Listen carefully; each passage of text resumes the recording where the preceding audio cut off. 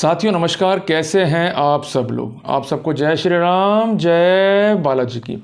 तो mains right के अध्याय में आज एक और सफल जजमेंट जो है जुड़ गया है, जिसके तहत एक प्रोटेक्शन मिला है उस दंपति को जिस पर यह आरोप है कि उसमें से एक पक्षकार जो है ऑलरेडी मैरिड है and during the pendency of the divorce case या डिवोर्स प्रोसीडिंग जो है पेंडिंग है उन पक्षकारों के बीच में, तो वो पक्षकार में से एक पक्षकार यदि लिव इन रिलेशनशिप में आता है तो ऐसे लिव इन पार्टनर्स को या उस रिलेशनशिप रखने वाले व्यक्तियों को कोई भी प्रोटेक्शन कानून के तहत नहीं दिया जा सकता। बट इसके बावजूद भी पंजाब एंड हरियाणा हाईकोर्ट ने ट्रैक को चेंज कर दिया और एक नया अपडेट जो है डाल दिया है मेंस राइट की झोली में। साथियों, कुल मिला के उनका ध्येय यह है कि जब एडल्ट्री को ही सुप्रीम कोर्ट ने ऑफेंस नहीं माना है तो ऐसे सिनेरियो में अगर हम प्रोटेक्शन दे भी रहे हैं तो हम क्या गलत कर रहे हैं।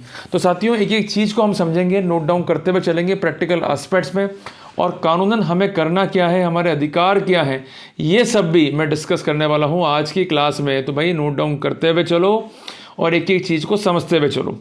अब यहाँ पर सबसे पहले कॉपी के ऊपर आप एक बना दो ब्रैकेट और उसमें आप एक चीज़ नोट करो कि क्या एक मैरिड मैन जिसका डिवोर्स केस पेंडिंग है और वो केस वो हार जाता है और उसकी अपील हाई कोर्ट में पेंडिंग है और इन द मीनवाइल वो किसी महिला के संपर्क में आ जाता है और वो महिला उसकी बन जाती है लिव इन पार्टनर, तो क्या उसके बावजूद भी उन्हें कोई प्रोटेक्शन कानून का मिलेगा यदि उन्हें लाइफ थ्रेट्स मिलते हैं बाय द वुमेन जो कि उसकी ऑलरेडी वाइफ है, और बाय हर फैमिली मेंबर्स, और by any person concerned with her और कनेक्टेड विथ हर। ये मूड क्वेश्चन है, इस पर हमको आंसर निकालना है और ये एक बेसिक प्रॉब्लम है और इसका समाधान निकालना जरूरी इसलिए भी है कि अगर समाधान नहीं करा तो अल्टीमेटली राइट्स हमारे ही अफेक्ट होने वाले हैं।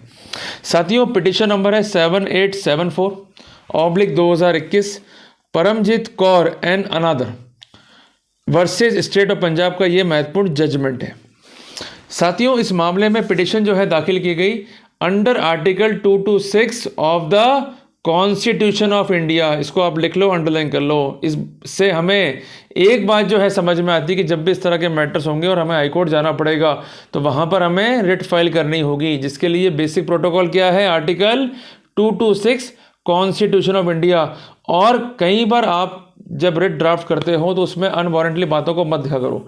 सिंपल सी बात आपको लिखनी है कि भाई मेरी शादी इस तारीख को हुई थी, इससे हुई थी, हमारा डिवोर्स केस पेंडिंग है, इन द मीनवाइल में संपर्क में आया किसी महिला के, अब हमारे बीच जो है रिलेशनशिप है और मेरी वाइफ और उसके घर वाले जो है मुझको धमका रहे हैं, मुझे प्रोटेक्शन दिया जाए। ये एक बेसिस है। उसके बाद डेवलप कैसे करना है लीगली वो ऑप्शन आपके एडवोकेट का है, बट बेसिक थीम उसमें आ जानी चाहिए। जब तक बेसिक थीम नहीं होगी तो कोई भी प्रोटेक्शन जो है आपको नहीं मिलने वाला है।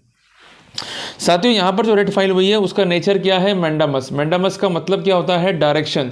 ये इंपेरेटिव रिट्स होती हैं जिसमें कंसर्न रेस्पोंडेंट के अगेंस्ट जो है डायरेक्शंस मांगे जाते हैं टू डू समथिंग जो कि वो नहीं कर रहे।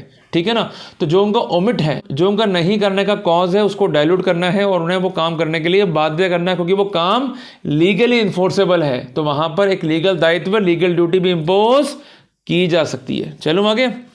साथियों, यहाँ पर जो काउंसिल थे कंसर्न पिटिशनर्स के, उनका एक इंपॉर्टेंट तर्क है और इसी तर्क में हमारा जो है समस्या छुपा हुआ है। उनका कहना ये है कि पिटिशन नंबर 2 मीन्स जो वो लेडी है उसका so called live in partner, और जो रेस्पोंडेंट नंबर 4 है इनकी मैरिज हुई थी और पिटिशनर नंबर 2 ने डिवोर्स केस जो है फाइल किया था और ये केस डिसमिस हो गया था जिसकी अपील पेंडिंग है। और अपील के पेंडिंग रहने के दौरान एक बात हस्बैंड ने स्पष्ट कर दी थी कि there is no possibility of reconciliation, means हमारा घर बसने की संभावना नहीं है। उनका ये भी कहना है कि दोनों ही पिटिशनर लिव इन रिलेशनशिप में है, लंबे टाइम से हैं, कंसेंचुअल रिलेशनशिप में, कोई दबाव नहीं है, कोई फोर्स नहीं है, इनकी राइट टू लाइफ और लिबर्टी इन डेंजर है। तो यहाँ पर आर्टिकल 21 का भी जो है सहारा लिया गया, भारतीय संविधान का जो अनुच्छेद आर्टिकल 21 है उसको भी जो है यहाँ पर प्लीड किया गया। ठीक है जी। और यहाँ पर डायरेक्शंस क्या मांगे गए कि जो कंसर्न पत्नी है उसको पाबंद किया जाए कि इनकी जो राइट टू लाइफ और लिबर्टी है उसमें इंटरफेयर ना करे। इसके अलावा कंसर्न जो पुलिस है उसको पाबंद किया जाए कि इनको प्रोटेक्शन जो है प्रोवाइड करे। साथियों, यहाँ पर कंसर्न पिटिशनर्स को ये डायरेक्शंस दिए गए थे कि वह इलाहाबाद हाईकोर्ट के निर्णय श्रीमती अनीता बनाम स्टेट ऑफ यूपी की लाइट में अपना सबमिशन जो है सबमिट कर दें। तो इसलिए आपको मैं बार बार कहता हूँ कि आप जब सीधा हाईकोर्ट पहुँच जाते हो तो आपका ज्ञापन, आपका रिप्रेजेंटेशन, आपका कोई नोटिस रिकॉर्ड पे होता ही नहीं है। अगर आप सीधे पहुंच जाओगे तो वहां पर आपको डिस्पोजल फेस करना पड़ेगा विद डायरेक्शन कि आप अपना सबमिशंस कंसर्न आईओ को सौंपो। तो अपन क्यों टाइम खराब कर रहे हो? ये काम अगर आप पहले कर लोगे तो आपको दिक्कत नहीं आएगी। और एक बात मैं स्पष्ट कर दूं कि there is no need to go directly. ये आप ईमेल से, व्हाट्सएप से जरिए पोस्ट भी कर सकते हो, बट प्रेफरेंस किसको देनी है हमको? पोस्ट को। उसके बाद प्रेफरेंस देनी है हमको व्हाट्सएप को, देन ईमेल को, ताकि ये सब डॉक्यूमेंट्री एविडेंस बनते हैं। और इसके अलावा अगर आप फोन कॉल कर भी रहे हो कंसर्न एसएचओ को, तो आप उस फोन कॉल को रिकॉर्ड जरूर रखो करके। कारण क्या है कि जब आप कोर्ट में जाते हो तो स्टेट अपोज करती है कि लोग तो आए नहीं, कम से कम एविडेंस होंगी, अनकॉन्ट्रोवर्टेड होंगी, तो वहां पर आपको इजी गोइंग रहेगा वर्कआउट करने में। हालांकि फोन कॉल की अहमियत जो है कम रहती है एविडेंटरी वैल्यू में, क्योंकि पॉसिबिलिटी रहती है मैनिपुलेशंस की। पर जो डाक से आप चिट्ठी भेजोगे तो उस सिनेरियो में अगर वो रजिस्टर्ड पोस्ट है तो वहां पर सेक्शन 27 जनरल क्लॉज एक्ट का प्रिजम्पशन लागू होगा। अगर वो रिफ्यूज करते हैं डाक लेने से, या उसको डिस्क्लेम करते हैं, या अन्य किसी कारण से उस पर अमल नहीं करते हैं, तो वहां पर कोर्ट ये अज्यूम कर लेगा कि डिलीवरी के बावजूद भी ये लोग उस पर वर्कआउट करना नहीं चाहते हैं। तो वहां हम इजीली एजेंसी की बदनीयती को पॉइंट आउट कर पाएंगे। उनका कहना यह है कंसर्न रेस्पोंडेंट्स का कि चूंकि ये मैरिड कपल है, तो उस सिनेरियो में अगर ये किसी महिला के साथ लिव इन रिलेशनशिप में जाता है तो उस लिव इन कपल को किसी भी रूप में कानूनी प्रोटेक्शन नहीं दिया जा सकता है। कोर्ट ने कहा कि ये आर्गुमेंट ही बेकार है। We are totally unable to agree with this argument. Court ने कहा कि सुप्रीम कोर्ट का निर्णय है जोसेफ साइन बनाम यूनियन ऑफ इंडिया का, जिसमें सेक्शन 497 आईपीसी जो कि प्रिस्क्राइब करता है पनिशमेंट फॉर द एडल्ट्री, उसको स्टट डाउन कर दिया गया है। और ये कहा गया है कि section 497 of the IPC being unconstitutional and violation of article 14, 15, 21 of Constitution of India is liable to be discarded. It means there is no punishment for the adultery. It means the adultery is not an offense and ultimately it may be a sin, but ये कानूनन अपराध नहीं है। तो प्रथम दृष्टया जब कोई ऑफेंस ही नहीं है एडल्ट्री में रहना, तो लिव इन में अगर ये लोग रह रहे हैं तो किसी भी रूप में डिवोर्स केस या उसका पेंडिंग रहना इनके उस रिलेशनशिप में अड़े नहीं आएगा। कॉन्सिक्वेंटली कोर्ट ने कहा कि ये लोग जो है प्रोटेक्शन पाने के अधिकारी हैं, तो वहाँ तो पाबंद कर दिया वाइफ को और ड्यूटी दी कंसर्न एजेंसीज को कि इनको प्रोटेक्शन जो है प्रोवाइड करेंगे। तो ये जजमेंट हमें तीन बात जो है क्लियर करता है कि अगर हम डिवोर्स केस को लड़ रहे हैं और इन द मीन वाइल हम लिव इन में जाना चाहते हैं, तो हमें कोई डरने की जरूरत नहीं है। वहाँ पर आपकी राइट टू लाइफ और लिबर्टी को प्रोटेक्शन देने की जिम्मेदारी पुलिस की है। अगर पुलिस ऐसा काम नहीं करती है तो उसको आप ज्ञापन दीजिए। और सबसे इंपॉर्टेंट बात, उसके बाद हमें जाना है high court for the efficient protection. अभी रिसेंटली कई जजमेंट आ रहे हैं जिसमें ऐसी बात कॉन्ट्री दिखती भी है कि अगर लिव इन है तो प्रोटेक्शन मत दो, बट आपका आर्गूमेंट जो है स्ट्रॉन्ग करना पड़ेगा। आपको आर्टिकल 21 संविधान की लाइट में जो है राइट टू लाइफ और लिबर्टी मांगना है। आप प्लीड करते हो उस रिश्ते को बचाने में जो कि कोर्ट मानता है पाप है। आपको कहना है कि हम पाप की बात ही नहीं कर रहे हैं, हम तो बात कर रहे हैं मानव जीवन को बचाने की, क्योंकि आर्टिकल 21 में ये बात स्पष्ट है कि right to life and liberty are quite important. अगर ये नहीं बचे तो आर्टिकल 21 का महत्व ही नहीं रह जाएगा। और संवैधानिक कोर्ट होने के नाते कोर्ट की जिम्मेदारी है कि उन्हें प्रोटेक्शन प्रोवाइड करना।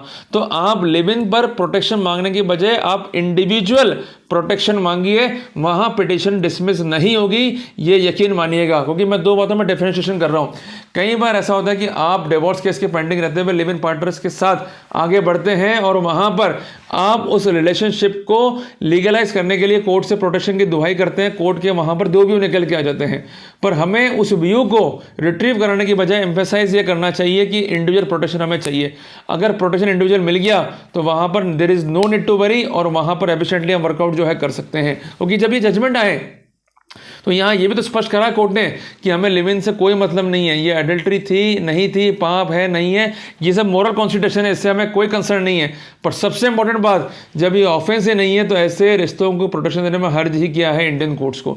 तो कहने की बात है कि सारा का सारा जोर जो है वो राइट टू लाइफ पर है, लिबर्टी पर है, आर्टिकल 21 के जो संवैधानिक मूल्य है उस पर है, जो कि right to life and liberty को एम्फेसाइज करते हैं। तो मोटी मोटी बात आप समझ लो कि अगर आप ऐसे ट्रबल में हो तो करना क्या है, सबसे पहले आप ज्ञापन दो, वो कंसिडर नहीं करते हैं तो रिमाइंडर्स कॉल दो और उसके बाद आप हाईकोर्ट जाके जो है प्रोटेक्शन ले सकते हो। There is no need to worry.